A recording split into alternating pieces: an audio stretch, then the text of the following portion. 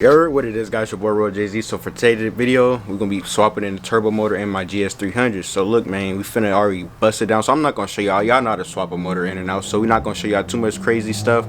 We're just gonna probably show y'all little details of us taking the motor out and just putting the other one in, stuff like that. But yeah. So here's the turbo motor. Yeah, here is the other motor. We already drank the coolant out of the radiator. We're finna pull this out and get it going. But yeah, I'm gonna put you on time like they playing music now. So yeah. Several days later. Alright, so this should be the first startup. I primed the oil fill line off camera. So we're gonna see what it do. Hopefully it starts and we're gonna get no problems, you feel me?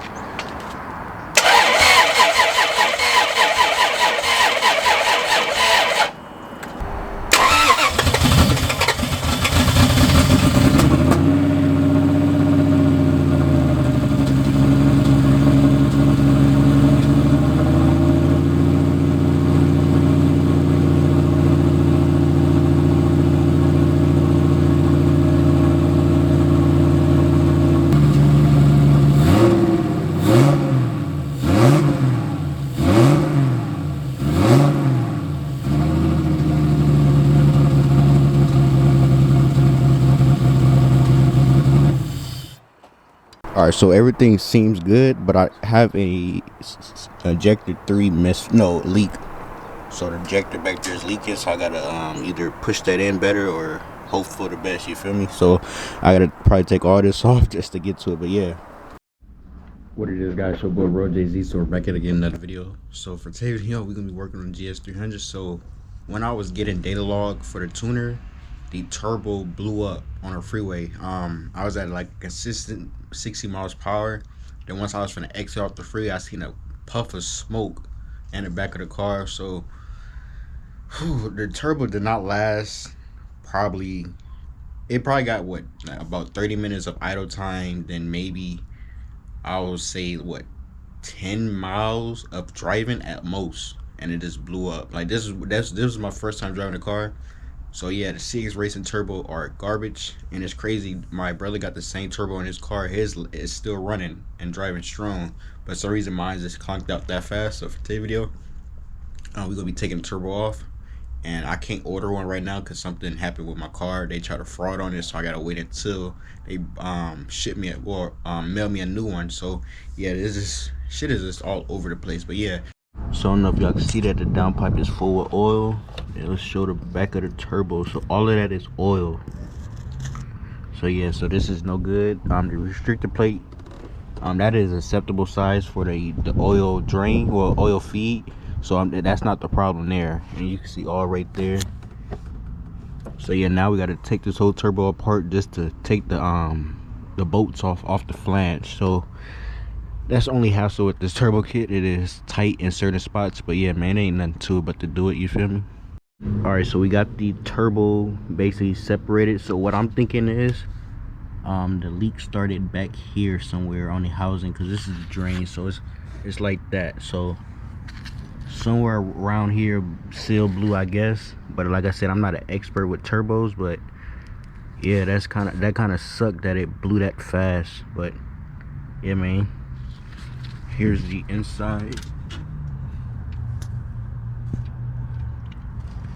So yeah, so if anybody can, I guess, get an idea from what I'm showing you on video, I'm thinking if it showed a turbo that failed. But yeah, that's a bummer. So it is a waiting game at this point, but yeah. All right, so we basically ordered this yesterday from Summer Racing, a blow-off valve.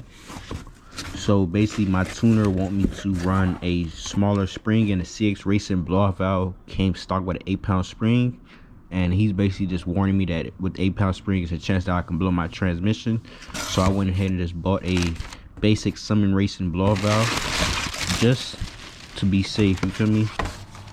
So yeah, we got a quick little unboxing, and then I bought a turbo from Max Speed and Rod, so that should come today too. So I bought all that stuff yesterday, and everything is coming today. So just blessed that I guess I'm close to their headquarters, I guess, or wherever they ship the stuff out. So yeah, Sun Racing, this is the part number. It is a 44mm wastegate. So yeah, I'm gonna go ahead and get this open and show y'all real quick, you feel me? Ooh-wee. So look, we opening this box. Guess who's pulling up? Guess who at the door? Right on time. So we got FedEx out there. So this should be my turbo. So yeah, man, we're gonna go ahead and unbox the rest of the blow off valve. So this is probably a receipt, tell you how to hook it up. So yeah, yep, delivering the turbo right now. Sorry, I'm doing this with one hand, so it is kind of hard to get it open. Ooh, wee. So my brother got this on his Toyota Supra, so should be good to go, you feel me? So this is my first time, I guess, buying a turbo, besides getting the one with the kit, but like buying it this off the website itself.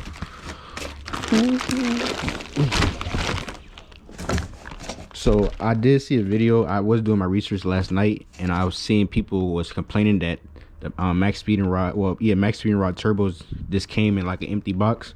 So they did upgrade it. They used I guess set foam. You fill it up and it's like basically mold into whatever shape it's sitting onto. But yeah, man, looking we got flanges, gaskets. So yeah, man, for sure gotta switch the exhaust gasket out, well, the oil gasket at the bottom. But yeah, we're gonna be right back once I take this little plastic off.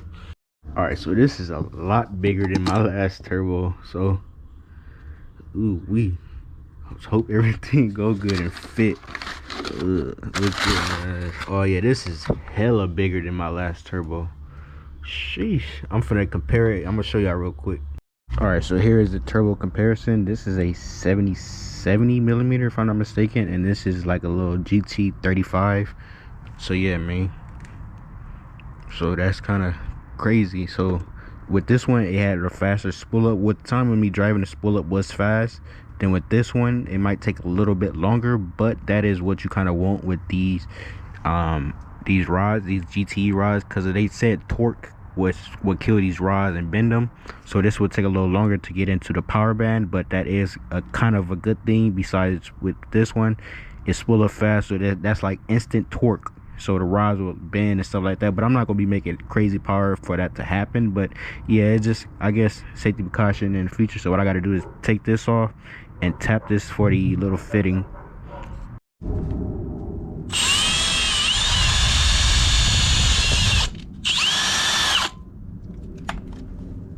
All right, so we got everything back on. I mean, it was a hassle with the turbo because it is a little bit bigger, so I guess it sit back a little bit more. So I was just have little problems, but it's all together. So I already poured a little bit of, no, I didn't pour a lot, I just poured like maybe just a little tablespoon of oil in the turbo already. So yeah, man, we're gonna go ahead and give it its first startup. So let's get to it.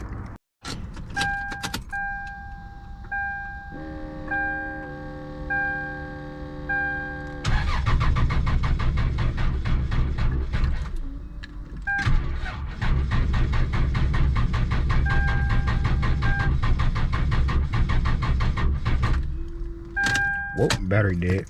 Yep, so we're in the back of the car now because we're having fuel issues. So went to crank the car, it's cranking over, but it's not getting fuel pressure. So it is something with this fuel pump. So I don't know if it's the wiring or what, but we're gonna go ahead and take it out. We already got the screws loose. But yeah, man, turbo in the car, they say it would be easy and fun. Doing an NAT with stock ECU. No, I'm already on a standalone ECU, so it's like, god damn, bro. So yeah, I'm gonna go ahead and get this out and we'll be right back, you feel me? All right, so we do not have gas, so empty, and I checked the tank right there and it's empty. So I swore I had when I filled this up and it was overflowing when I put the fuel pump in. So I don't know what happened to my gas. Oh Lord, I swore I had a full tank of gas. So my little gauge is reading wrong because it said I had like quarter of a tank. So it is what it is.